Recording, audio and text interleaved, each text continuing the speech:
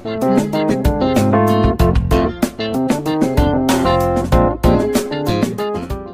up yo mga guys, ito na ang ating i-repair ngayong bagong taon na UA32EH403 model na Samsung LED TV na ang issue ay no power.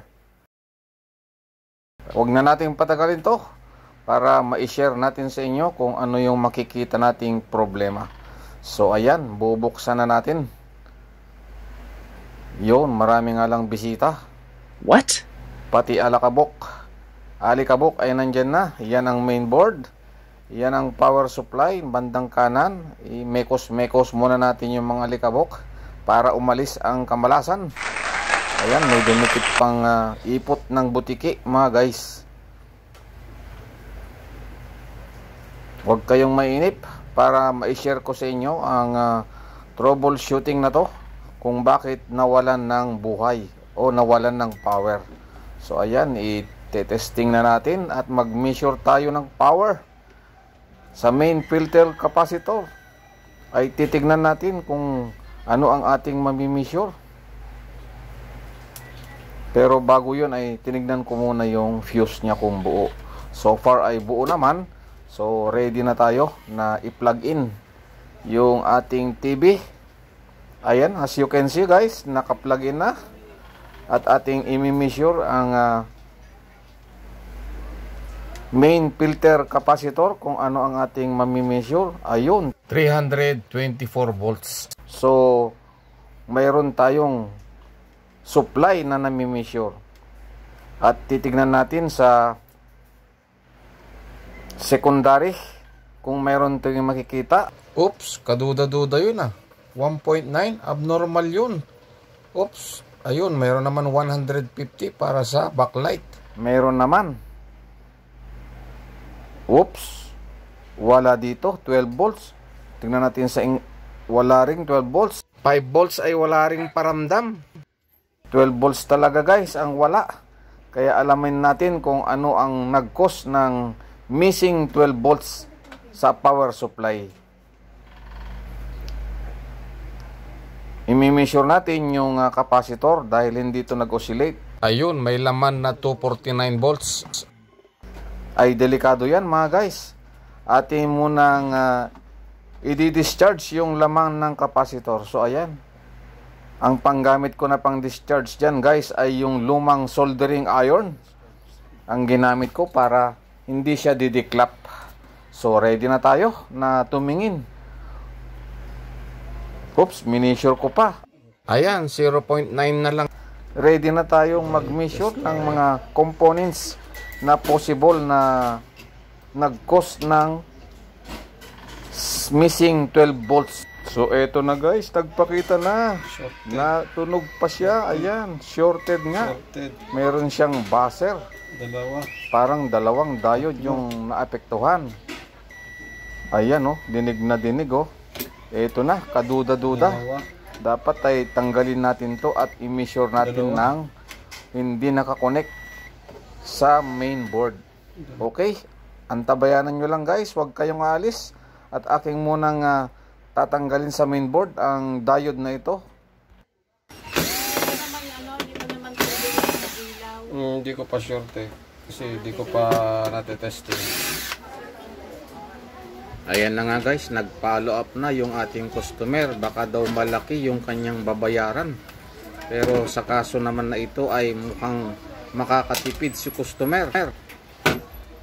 Ayan, at ready na tayong tanggalin ang suspected nating diode na sira. At nakita ko nga ang kanyang value ay SB3150. Ito po ay Schottky diode, 3 ampere.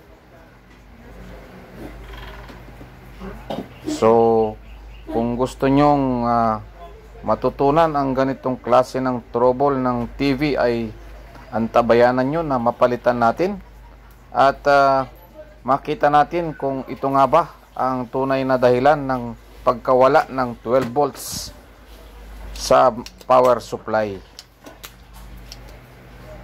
Huwag kayong mainip at minamadali na ni Mr. Recontech ang pagtanggal.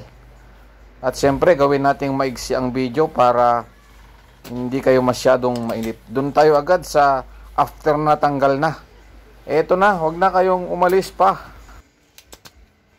So ayan, as you can see, hinahatak ko na yung natanggal na diode. O ayan, di ba? At via continuity ay itetesting natin yung natitirang diode kasi nakaparallel yan. Oops, okay naman. Pagka forward bias ay natunog naman at pag reverse bias ay wala namang tunog. So mukhang ito lang isa ang may problema. Tignan nga natin via continuity. Ayan, natunog nga. Uh-oh. Tingnan natin sa kabila. Ay wala, confirm na to mga guys. Nasira talaga siya.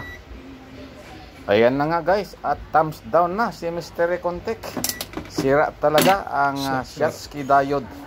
Kaya maghanap tayo ng pamalit. Ito na, naka-ready na. I-compare natin yung bago at saka yung sira. Siyempre, kung ano ba nga talaga yung pagkakaiba.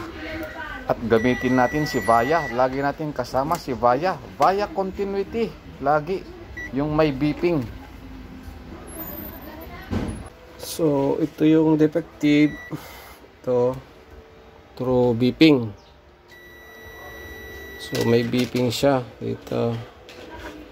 Ayan. Kahit i-reverse natin, reverse, beeping pa rin. Ayan. Tapos dito sa pamalit, ito, spare. So, wala kang marinig na beep. Ayan. Kahit i-reverse natin yung diode, wala pa rin. So, good siya. Ang value ng diode ay SB315. So, ito yung ipapalit natin. So, ayan na guys. Akin lang i-solder yung ating pamalit na Schottky diode. At maya-maya ay magte-testing na tayo. Huwag na kayong lumayo-layo pa. Yung naiihi ay umihi na para mamaya ay mapanood ninyo kung ano ang kaganapan. So ito yung pinalitan ko na diode. Ready na tayo na i-connect at ibalik ang power supply. Siyempre bago tayo maglagay ng power supply ay mag-testing pala, ay i-screw muna natin panandali. Ayan, kahit ilang screw man lang, 3 or 4, pwede na yan. Mamaya na natin iaayos kapag talagang meron na tayong makikitang liwanag. Okay mga guys? Ito na, minamadali ko na nga ang pag-screw. Oh, hindi ko na kukumplituhin. Tama na muna tong pang-4 na to. Yung kabilang sulok ay wala. Sabi ko na nga sa inyo, magte-testing na tayo eh. Ayan na guys. Siyempre, set muna natin yung ating multimeter sa DC voltage. At yung negative probe natin ay ilalagay natin sa chassis. Yan ang pinaka-ground niya mga guys. Sa mga newbie, lahat ng chassis ng TV na to ay pwede mong i-ground. Yan yung pinaka-ground niya. Tapos i-plug muna natin. Siyempre, hindi tayo makakapag-measure. Kung mayroon na nga ba tayong 12 volts, magkakaalaman na guys. Eto na. Habang nilalagyan natin ng supply ay aabang tayo sa may diode. Kung mayroon tayong mami-measure na 12 volts, abang-abang guys. Dito sa kabila, ayun, 13.7 pa nga. Buhay na to mga guys. Ayan oh, may 13 na. So ibig sabihin, ayun, nag-thumbs up na si Mr. Recontech at mayroon ng backlight guys. Success tayo sa ating nakitang problema. So ganun lang mga guys, yung simpleng pamamaraan ng pagto-troubleshoot. I-measure ang mga voltahe at kung mayroong hindi pangkaraniwan katulad ng missing 12 volts ay hahanapin natin kung ano yung nag-root cause. So sa testing na tayo, tingnan natin kung ano yung appearance ng kanyang monitor. So ito na nga guys, naipwesto ko na. Atin munang lalagyan ng supply para syempre mabubuhay kung mayroong supply. Ito na. Oops. Mabubuhay na nga kaya ang Samsung LED TV na to. Ayun, nagpakita na guys. No signal. Kita nyo yan? O diba? Mayroon na tayong pangbagong taon. Success tayo mga guys sa ating pagre-repair sa no power na issue ng 32 inches Samsung LED TV. So hanggang dito na lang guys ang aking mai-share sa inyo. Sana ay mayroon kayong natutunan, lalo na sa mga newbie. At kung hindi pa kayo nagsusubscribe ay please to subscribe naman. Maraming salamat and God bless everyone. Happy New Year. Bye-bye.